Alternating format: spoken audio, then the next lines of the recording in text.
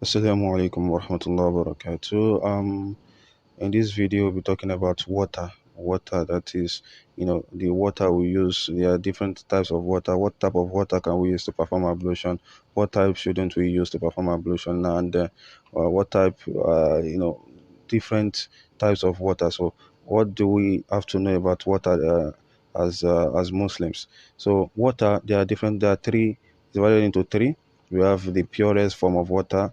Divided into three, you have the purest form of water, and this purest form of water is the water that remains in its natural state, even if the characteristics has changed. What are the characteristics of water? We have the color, the color, the odor, and the taste. So these three characteristics, even if they are changed based on its natural, state. So that is, if the water happens to be, in a borehole, or or in a well, and it changes color slightly because of the ground, where the well is dug or something, so it changes color slightly. So this water remains a pure water because it is changed by it's changed, by a natural factor. So, and the water in the tank, for instance, that has changed as a result of the rusted pipes and stuff like that. So they remain pure water. So this type of water is still regarded as pure. So if the change is not it comes from a natural source, that is based on where the water is located. So if it's because of that, so the water still remains pure. So as long as no impurity has fallen upon it. So semi-pure is a water that is mixed with another pure substance and changes characteristics. A water that is mixed with another pure substance and changes characteristics, like a person putting milk in water, so the water changes color totally. So it changes color totally. The water still remains, pure, but it's not the kind of pure that we use to perform ablution. The first one, the pure one, is the only one we use to perform ablution. So uh, if the water changes characteristics as a result of adding, pure substances to it, so the water is not completely pure. It's not the purest form of water that we can use for form ablution. So and that's why it's called semi-pure. The pure water in Arabic is called tahur, while the semi-pure, the one written as semi-pure here, or translated as semi-pure here, is the tahir. It's called tahir. So impure water is simply a water that is mixed with impurities. So mixed with impurities and changes characteristics. It mixed with impurities and changes character. Like one of the impurities you have mentioned, whether urine or anything. So if water is mixed with urine now, for instance, and then it changes, it begins to have a kind of odor as a result of that. So it becomes an impure water. Or it changes color as a result of that. Then becomes the water becomes impure. So this is just a summary. So if not, there are so many other stories. The issue of Kodlatan and the rest. But this is the summary of the whole thing. Kullatan, that is, if the water gets to a particular level, it does not, even if impurities falls upon it, it does not, it does not make the water impure. So this, like I said, there are many, statements regarding, there's many statements under it. So, but this is where it's all boils down to, because even if the water is plenty and the impurity falls upon it, if it changes characteristics, the water is still impure. So just take note of this. So we move quickly to containers for eating and drinking. So containers for eating and drinking, you can see Islamic talks about everything. The containers, we have to learn about our containers as well.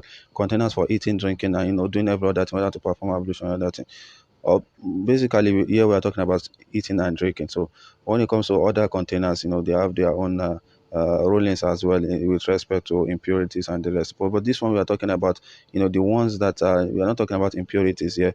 But rather, let's just move. So the basic rule is that it is, it's permissible. Everything that you use, every container, the basic rule is that you can use it. It is permissible for you to use until you find something that makes it impermissible for you. The basic rule, is that it is permissible. All containers are permissible, with the exception of gold and silver. Only gold and silver, are not permissible. So only gold and silver are not permissible. And when you say gold and silver, you mean the containers that are actual gold and silver, not containers that are just coated gold and silver. The containers are actually gold and silver. So only these ones are not, they are forbidden for us to use for eating or drinking. So what are the etiquettes of relieving oneself? So this is the third thing we're taking. The etiquettes of relieving oneself. First, we talk about the substances for cleaning oneself. So if a person uses, the restroom, for instance, and or release himself, the etiquettes we'll be talking about here, they are not just etiquettes for using the restroom. It could be, it might not be the restroom, it could be, a bush, a person that does not have any choice, but to go to the bush to relieve himself. So what are the etiquettes, to maintain, during this period? So first, we talk about the substances for cleaning oneself. The water and dry objects. Do you think a combination of water and dry objects, is the best option? The dry objects like stone, most especially stone. So dry objects like stone and similar objects. So a person can use it, to clean himself after relieving himself. So he can, if he wants to use water and dry objects, he use the dry objects first, then later he will use water. So this is the best, using the dry objects first.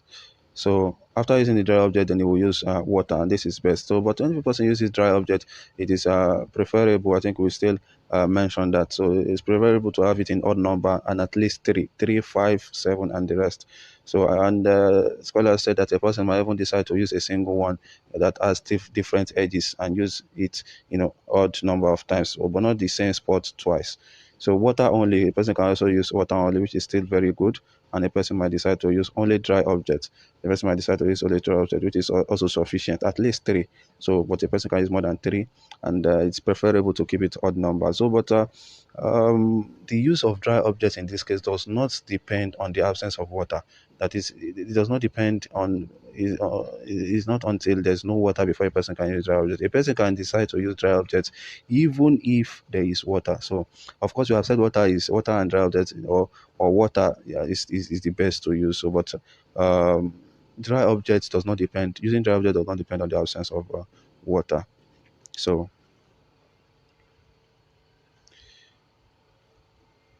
what to do in relieving oneself? What are the etiquette that is things to do while relieving oneself?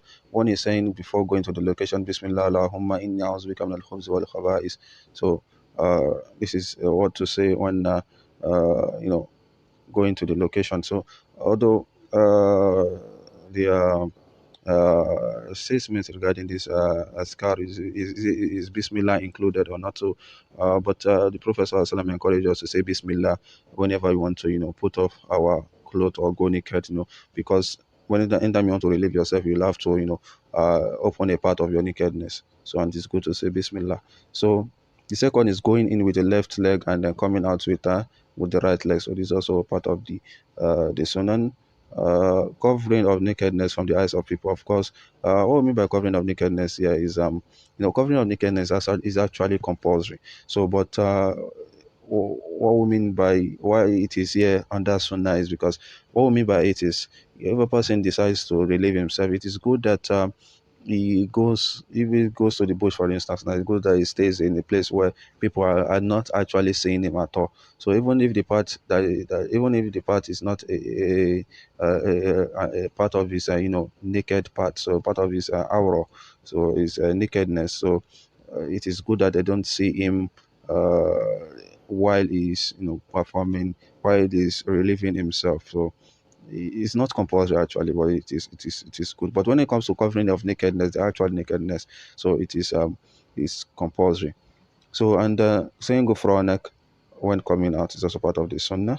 And standing to urinate is permissible, but squatting is better. Standing to urinate is permissible, but squatting is better. So we don't argue, we don't quarrel with anybody for standing to urinate. It's actually permissible, but squatting is of course better. So, what are the things to avoid while urinating? First is urinating or defecating in stagnant water or pathway or shed for realization. This is totally prohibited. It is haram to do it. It is totally prohibited. And urinating in a floor opening, that is a floor opening, urinating there is also is disliked because there could be some animals living in the floor opening, or there could be even be some genes in the floor opening and some other things that you can't see. So in the floor opening, so it is good to avoid that. So, and also going in with